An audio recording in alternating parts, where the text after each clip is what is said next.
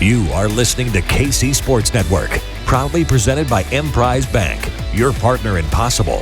Hello and welcome into another Fremont Pod. I am John Kurtz, joined by Derek Young of K-State Online, Cole Manbeck, former beat writer for the Manhattan Mercury. We are here to break down a little K-State hoops. Fortunately, the Cats fall in Lawrence 90-78. A fairly sloppy game for the Wildcats that they were held at arm's length for virtually the entire contest. After the first 5 to 10 minutes, K-State never really seriously threatened the Jayhawks and now drop out of first place for the time being. Have an opportunity to regain their claim atop the league standings on Saturday when Texas comes to town. If you need a little bit of 360 vodka or Ben Holiday bottled in bond bourbon to wipe away the memories of Tuesday, I do not blame you. So make sure to do that. Get stocked up. Our friends at Holiday Distillery bring you Ben Holiday bottled in bond bourbon and 360 vodka. Great supporters of the pod, great K-Staters. So please support those who support us. Okay, well, a lot of things you could point to. Derek was in Lawrence. Cole and I smart enough not to do that, even if I was, trying to inject some level of hope into Cole before the game. But just it frustrating. I know that's obvious when you go play in Allen Fieldhouse, but frustrating to me just for self-inflicted issues. I'm not coming out of this game. You see it. It's just like you play a game in Allen Fieldhouse, you're going to see the stuff about the officiating no matter what. Like I feel like any fan base at this point just does it. I actually felt like that was not one of the worst whistles I've seen K-State encounter in Lawrence. I'm certainly not going to sit here and complain about that one. A lot of the issue was, 10 turnovers in the first half that led to Kansas getting out, bombing some transition threes, jumping out in front of you. Defense not good for K-State and missed a bunch of layups in the second half. So a lot of self-inflicted things, I think, DY, that K-State has to point to here.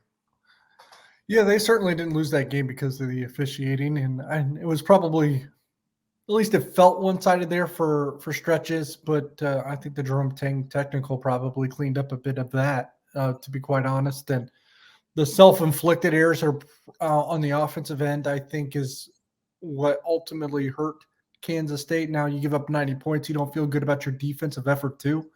But, man, I already watched the game over again. And there were times where they didn't get back in transition, and you don't love that. But aside from that, they kind of poured into the scouting report pretty well. Like Grady Dick got loose just a couple more times more than you'd like. Jalen Wilson got free a couple more times than you'd like.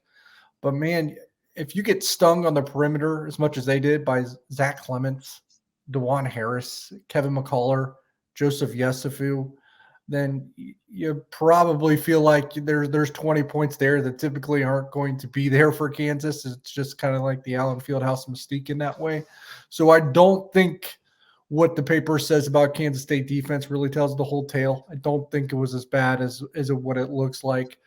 Again, I think the issue is probably more that you probably lost that game on the offensive end. And in multiple ways. You can't miss as many open layups and dunks as KU gave you and expect to win. You make even half of those, and the game is within 6 or 7 points for the entire night, and maybe KU puckers up at one point, right? So you just didn't – you gave yourself a chance, and you fought hard, and most teams in that situation probably end up losing that game by 30. So I give Kansas State credit for some of the mettle that they did show and didn't completely, wither away like it would have been easy to do. They didn't do the easy thing, so I give them a lot of credit. But it was self-inflicted wounds and missed opportunities at the same time. Yeah, look, KU shot 40% from the floor. It felt like they were shooting better than that to get 90 points. But at the end of the day, Jalen Wilson and Grady Dick, their two stars, combined for 7 of 23 shooting from the floor. If you knew that going into the game, you'd probably feel like you have a pretty good shot if you hold those two combined to 30%. K-State did a tremendous job in both games against Grady Dick. He went a combined 6 of 21 from the floor, and he went 1 of 8 from 3 in the first matchup, 1 of 3 last night. So 2-11 from 3 in the first two matchups that they played him. So they did a great job on him. They held Wilson down. One of the biggest differences in this game compared to the previous matchup in Manhattan was, Kevin McCullough and DeJuan Harris in the first game go a combined 1 of 9 from the floor for 3 points. And in this game, not great shooting numbers, 9 of 22 combined from the floor from those two, but 34 points. That's a stark contrast. You're talking about a 31-point difference, and KU got more from its bench. It wasn't a ton, but 19-9 in bench points in this game. And in the previous matchup, K-State 31-8 in bench points. Obviously, Desi Sills was a huge factor in that. And so those were some of the biggest difference makers. DY, you mentioned it. K-State's offense, to me, was the biggest issue, not necessarily the defense, because the offense led to so many of the runouts and transition and fast break points for KU that got them so many easy buckets. You give up 21 points off turnovers. 15 of those occurred in the first half, and really just a really crucial stretch from the 10:39 mark to 2:47 in the first half. KU got 12 points off of turnovers. K-State had 6 or 7 in that run that led to runouts, and that's where the game really flipped. K-State was within 3, 4, and then a bunch of turnovers led to easy buckets for KU, and they got out and ran the floor really well, and 21-12 in fast break points. So that was what stood out to me, was just those live ball turnovers that allowed KU to get out there. And then you mentioned it as well, DY, at the rim. K-State missed so many bunnies in this game, wide open layups that they usually would hit. 6 of 16 at the rim, 38% for K-State in this game. They were about 50%, 52% in the previous matchup in Manhattan. And not only that, Marquise Noel missed several threes that he usually is going to hit. Now, you don't expect him to hit at all, but he went 3 of 11 from 3, and he had a lot of good looks from the perimeter that just couldn't get to go down. So at the end of the day, I really think it's 2 evenly matched teams on the season, and KU just made more plays last night.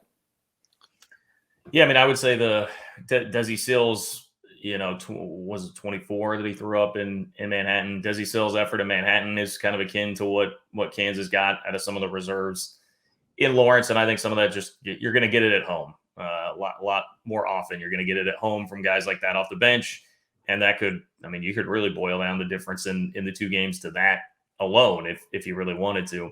And yeah, I mean, it was going to take. I was kind of joking with you. I was like, hey, Marquise Noel going for 30 tonight. I mean, that's the type of thing that it would have taken the way things went for K-State to actually be really legitimately competitive. And you look at the end of the day, I mean, he had 23, but you're right. It's the 3 of 11 from 3. And that number is not even like totally wretchedly bad necessarily. You're talking about like a season long percentage or something, but it was, there were so many that were wide open. A lot of times it feels like Noel's taking tougher threes, tougher shots than what he did for the most part last night. Just didn't quite have it, a little bit off. And meanwhile, you've got Harris and McCullough and Yesufu and those guys knocking them down. So that's kind of the deal when you're on the road and playing in a place like Allen. I agree. And then there's the problem stretch that happened with about, I want to say between 6 and 3 or 4 minutes left in the first half, when I think it's still a 37-32 game. Keontae Johnson's barreling down the lane, goes for a dunk, blows the dunk. Ends up being a fast break for Kansas, and they score. You go back down. I think Noel takes like one of those insanely long logo threes that doesn't go down because it's so long, becomes a long rebound. It's another run out for KU. They score. Then Keontae Johnson, I think, forces a 3 in the corner, I want to say, or just forces some kind of shot. Kansas goes down, scores again. Then it's followed by, I think, 3 or 4 straight turnovers from Noel and Tomlin, I want to say. And all of a sudden it goes from 37-32, and you're about to get a dunk from Keontae Johnson to pull within 3, to, in a flash, I believe it was 45 or 46-32. And so you're looking at close to an 11, 12-point swing there in a matter of 2 minutes. And what makes that more significant is I think the closest they got after that was 8 points. So that stretch, I think, was really what culminated in the night, because they just couldn't pull any closer than just a few more points than that. I mean, that just kind of put it away for good almost. They somewhat threatened. I think the crowd got a little nervous 1 or 2 times when they pulled within 8, but like you said, there wasn't a serious threat after that moment. Yeah, well, I mean, the closest they came to like a serious threat after that is, if there's one legitimate gripe with the officiating crew that I'll have, it's that Cam Carter should have had an and 1 that could have made it a 7-point game, and instead it was a horrible call, turns into a charge. Kansas went down. I don't know, did they stick a 3 after that? It was like they at least got a basket, so you have like a 5-point swing there just in the snap of your fingers. And I don't think, look, enough was, as we've already discussed, enough was going against K-State the way the night was going. I don't have legitimate hope that they were going to come back and win the game, but probably could have been a little bit more competitive down the stretch. Kansas was the better team. So, yeah, I'm not going to – I mean, that one stung because of the timing of it, certainly.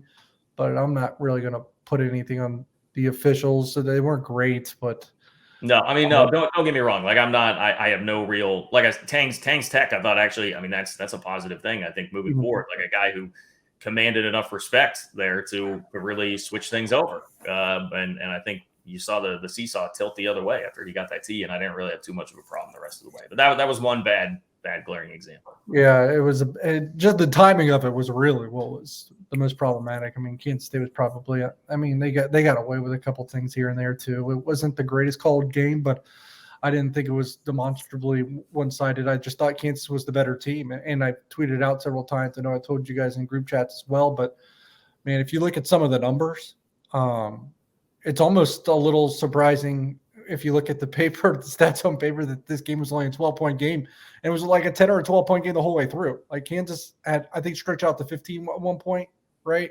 I want to say it was their longest lead. But, man, they led here. They led in second chance points. They led in bench points. They led in points in the paint. They led in fast break points.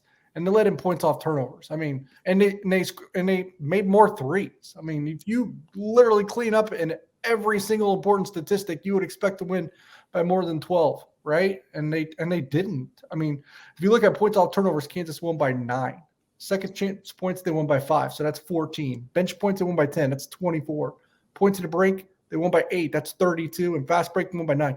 41-point difference in those 5 stats that are usually the most key stats in a basketball game. Kansas outscored Kansas State by 41. They still only won by 12. Yeah, I mean, I think one of the biggest things as well was just the 3-point shooting from the prior matchup to this one. I mean, they go 6 of 29 against K-State in Manhattan, and they go 11 of 27 last night. So you're talking about a 15-point swing and add-on in this matchup as well. They shot the ball much better from the perimeter, which was to be expected. And like DeJuan Harris, you know, K-State followed a game plan where they're going to let Kevin McCullar and DeJuan Harris, who aren't good shooters, shoot the ball. And they credit to them, they knocked down 4 combined between the two of them. I think Kevin McCullar was shooting about 8% from 3 over the last 5 games, and he hit a couple last night. So they stepped up and made shots. DY, you mentioned during that kind of 8-minute stretch I was highlighting in the first half with the turnovers, the 12 points off turnovers. I think you could actually argue it's more like 17 points off turnovers because of what you mentioned, the Keontae missed dunk. They go down and get a layup after that. They get a run out off the long rebound. And then he also had a missed layup in transition after a Marquise Noel steal that was wide open layup. And I shouldn't say wide open. There was a defender there, and they end up getting a 3 in transition after that. So that was such a crucial stretch. They cut it to 54-48 in the second half on a pair of Desi Sills free throws, but then KU answered right back with a 2 and a 3 followed by that. And look, if you guys are going to highlight the charge, let's use the official's name, Kip Kissinger. It's about the 10th time that Kansas State has had good old Kip this year, and getting a little tired of seeing him. But look, that's just a problem in college basketball is these clowns don't know how to call a block charge, and they have an obsession with calling charges. And so we saw it in Manhattan on Saturday too with Ray Natilli. So it's a bad call, but that happens in every game because these guys just are really bad at understanding what a block charge is. The last thing, there's no moral losses here, and I'm not going to call the Kansas win a fluke, just like even though they wanted to say it, just like the Kansas State win, in the first meeting wasn't a fluke, especially when you can score and you could still win the game when Marquise Noel had 4 points and Jalen Wilson had 38. I think there's no fluke there when Kansas State won that. Just like there's no fluke here, but I think you can take a little bit of solace if you're K-State that you're still right there with the best program, with the best programs in the country, the top teams in the country. I mean, you lose that badly in those 5 stats by 41 points combined and hang around in there by 12 on the road.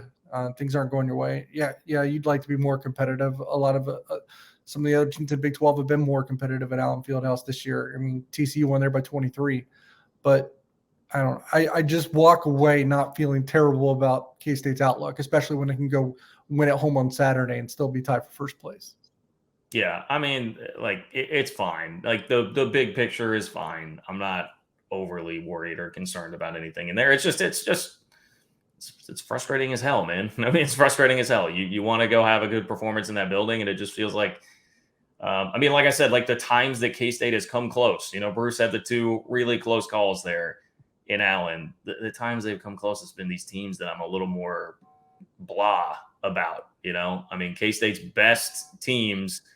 Jacob Pullen, 2009, 2010. I mean, the 10-11 team, Dean, Barry, Cam, like Big 12 championship year, like the best teams K-State's had when you want to get yourself up for the game and jacked to go into the Kansas game, just have not, let's call it what it is, just have not been very competitive. I mean, so that really sucks. And folks from the Kansas contingent can miss me with this game doesn't mean a lot to them. I mean, that was the first time in year. What was the story? First time in year. The first time in over 15 years that they had so many students that they had to escort, several of them out of the building to go watch it in the volleyball arena. Like, if you don't, this game doesn't matter to you. Why is this happening for the first time in over 15 years? And Kansas, good team. They won that game. Not calling it a fluke, but like just missed me with this game doesn't mean more to you, but obviously it does. Yeah, it's great. It's great that it's a rivalry and that both sides are fired up over it. It's better for the sport. It's better for the rivalry. I just said it many times. Clearly, this game means a lot to KU, and just the arrogance of that fan base. Not all. I don't want to paint them with a broad brush, but a lot of that fan base that tries to say this isn't a rivalry or they don't care about K-State. It's just not true. Just stop with the ego and the arrogance that they come out with and act like it is a rivalry, because it shows. I mean, the way they showed up last night, they care. K-State cares. Let's treat it like it is. It's a rivalry. K-State's won football how many years in a row? 14, I want to say. 14, right? Well, yeah. I think wasn't it 13, but it's been 15 years since Kansas has actually beaten K-State. Well, either way, I guess my point is like Kansas State still cares a lot about that football game. Like, no one's hiding that. That game matters. Yeah, well, it does. Well, I mean, look, I don't even know that we want to go down that road because they would flip it around and be like, well, that's what happens when you have an elite basketball program and you have a football program that's not in the same stratosphere and everything that Tang was talking about. But I mean, whatever. I'm not here to discuss that. It was a big game. I just want that is a place that you want to win. It's a place K-State has not won in 17 years. So I'm a little sick of it, and want to for once see two good teams like K-State bring a really good team into Allen Fieldhouse and be able to be competitive there instead of a throwaway. I mean, look, it was great that Wolders won there. That was awesome, but like, cool. What did that really mean? I want to do it in a way that is significant. Well, Jerome Tang is going to win in Allen Fieldhouse. I mean, I get all of that. It's certainly frustrating, though. To be fair, KU's lost in Bill Self 16 times in Allen Fieldhouse. So we're talking about 20 years worth of basketball. So not most teams haven't even gone in there and won. But it is frustrating that a team like TCU can go in there and win by 23, right? That's what I'm saying. Like, where's I guess we got the one fluke out of the way back in 2000. Was it 6? 2000? I forget if it was 05 or 06, whatever. We got the one fluke out of the way then at the beginning of the Bill Self era. But like, we can't just walk into one of those. Like, why does TCU? I mean, screw off TCU. I mean, save some of the rest of it. I do think part of it is it's just how geared up KU gets for the game in Lawrence against K-State, and they do play out of their mind on many of the games. I mean, they credit to them, and K-State at times clearly doesn't play well in this matchup in Lawrence. So, yeah. Okay. Well, I mean, you're right.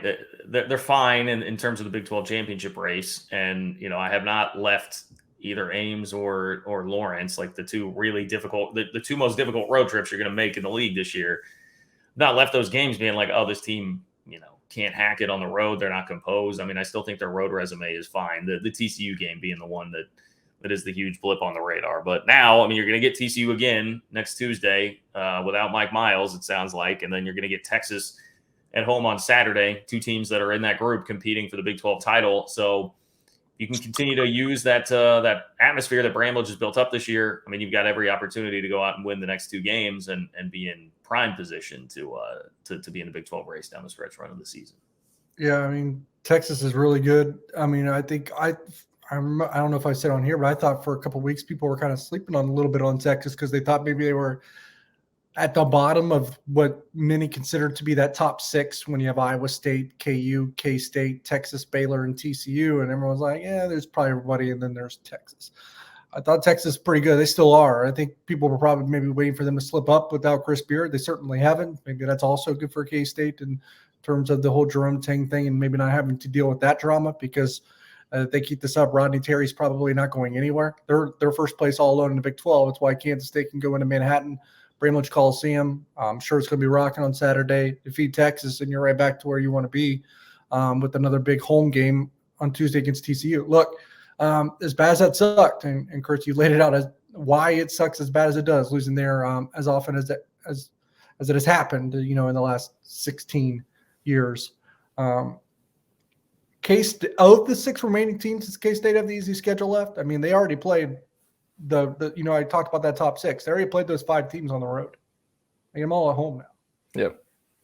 No, I think that's a huge point. And if you sweep Texas, the number 1 team in the league, you have the tiebreaker over them, right? I mean, of course, everybody, gets a share. But I digress. It's to sweep a top 10 team in the country would be huge. And obviously the road win at Baylor. As you look at the other teams in the league that are in contention for a Big 12 title, and you look at where they still have to go on the road, like look at KU. They got to go to Iowa State on Saturday. KU's got to go to TCU. They've got to go to Texas. You look at Iowa State. They've got to go to Baylor. They've got to go to Texas. They've got to come to K-State. You look at Texas. Texas hasn't played at Baylor. They haven't played at KU. They haven't played KU either time. They haven't played at K-State, et cetera. So they've got a lot more difficult road games than K-State has. And I'm not saying that these are going to be easy road games against Oklahoma, Oklahoma State. None of us are. West Virginia, et cetera. You can lose any night. Texas Tech just sell out. Texas Tech to sell out. That place, they might. Last year that was the best home court venue in the Big 12. Yeah, and that's the thing. K-State's, with that ranking next to them, they now have a target on their backs, and they're going to get a lot of teams' best shots when they go on the road. So it's going to be very difficult. Look, if they could win 1 or 2 road games in these last 4, I'd be very happy. It's hard to win on the road, obviously, in this league. If you get 3 or 4 on the road, you're in a pretty good position if you can protect your home court. And I still think 12-6 at worst is going to get a share of the Big 12 title. I just can't see a team in this league finishing better than 12-6 the way it's set up. I think you have a shot at 11-7 to get a share, but 12-6, I think you definitely get a Big 12 title. So if you break that down, K-State 6-3 in the first half of the Big 12. Can you go 6-3 with an easier schedule in the back half, right? That's the thing. And again, it's going to be very hard, but I like where K-State sits. If you can beat Texas and TCU, you're in a really good position. You're talking about 8-3 in the league with 2 more quad 1 wins, giving you 7 quad 1 wins. Look, if this team gets to 11-7 in the league, they're going to be a 3 seed in the NCAA tournament with that resume.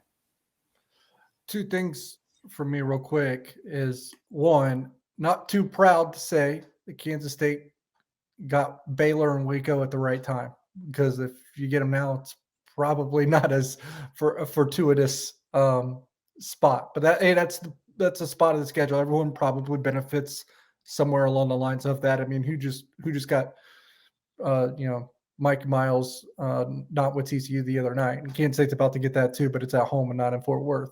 And then the other thing is, there's a reason why none of the SEC teams beat any Big 12 team on the road on this past Saturday. It's tough to win on the road in the Big 12. The environments, at least because maybe it's also because Kansas State has a number next to their name and a high one, but the environments that I've witnessed and walked into this year, because I go to every Kansas State game on the road, are unlike anything that I've seen since I've covered Kansas State, and that's since 2017. So it's been 6 years. It's not like I've covered the team for decades, but every single team is getting up. Kansas had overflow to where they had to have students watching a volleyball arena. Iowa State students are wrapped around the entire Hilton Coliseum waiting to get in. Kansas State has a target on their chest, but and that's why they're seeing these types of crowds. But I think it's also just played in the Big 12, and that the fans of the Big 12 recognize that they get to witness the best basketball every night, and now they're starting to take pride in it, just like the SEC does with football. I think that's all fair. Anybody have closing thoughts here? Anything else to add? Cole, you good? I just think K-State. I think K-State's going to bounce back, and I think they're going to beat Texas on Saturday, and we're going to be feeling great.